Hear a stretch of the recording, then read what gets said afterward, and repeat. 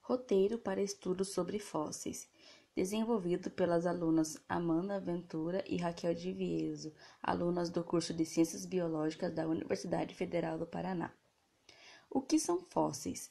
É bem raro, mas pode acontecer uma preservação de restos de organismos muito antigos, com mais de 10 mil anos, como ovos, ossos, moldes de corpo ou partes do próprio ser vivo, etc., de diversos animais, plantas e até de organismos muito pequenos.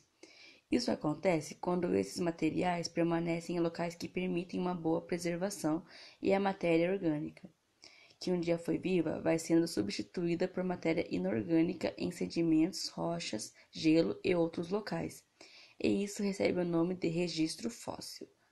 Essa fossilização é um processo que leva milhares de anos e é considerado muito raro, pois é necessária uma combinação de fatores muito improváveis para que ela ocorra. No entanto, existem inúmeras espécies de animais hoje extintos que foram encontrados sob a forma de fósseis.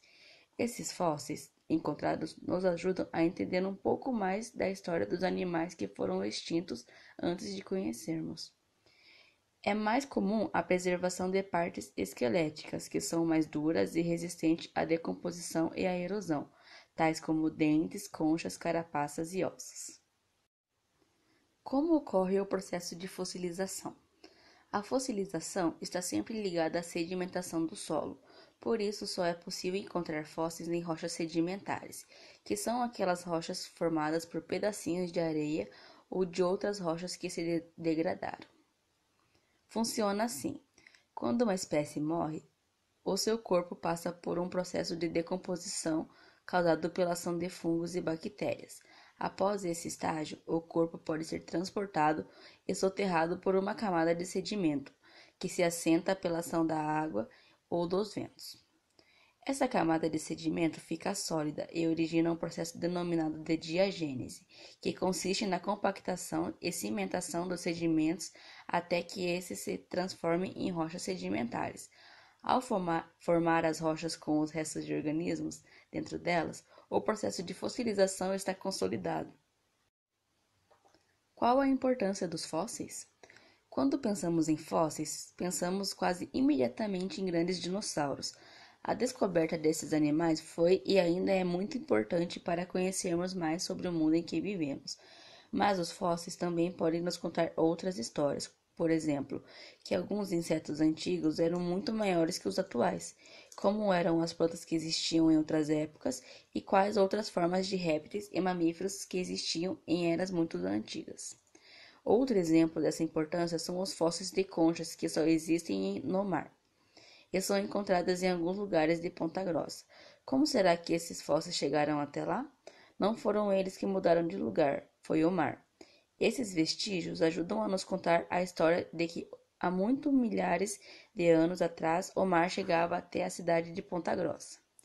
Então, resumindo o que vimos, um fóssil é todo e qualquer vestígio deixado por algum resto de animal que viveu no passado, seja um dente, um osso ou até a folha de uma árvore ou marca de uma pegada. O processo de fossilização dura milhares de anos, e os fósseis que encontramos hoje nos ajudam a entender melhor sobre a história dos organismos e do nosso planeta. Estudando um fóssil. O fóssil que estamos estudando é um lagarto muito primitivo, que viveu há mais ou menos 150 milhões de anos no período Jurássico. Ele não é da mesma espécie de nenhum lagarto que viveu hoje, mas as diferenças são bem pequenas. Este fóssil foi encontrado em um lugar na Alemanha chamada Bavária. É possível perceber que a única coisa que ficou do lagarto foi o seu esqueleto, a parte óssea do corpo que também é mais resistente e mais fácil de ser preservada.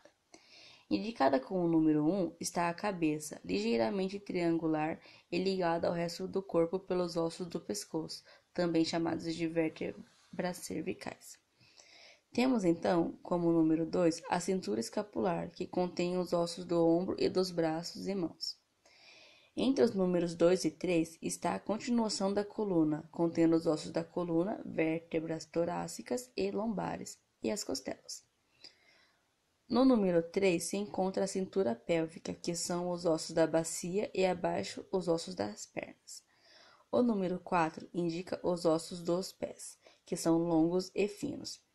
Esse tipo de esqueleto demonstra que esse animal era ágil e provavelmente andava em um solo arenoso.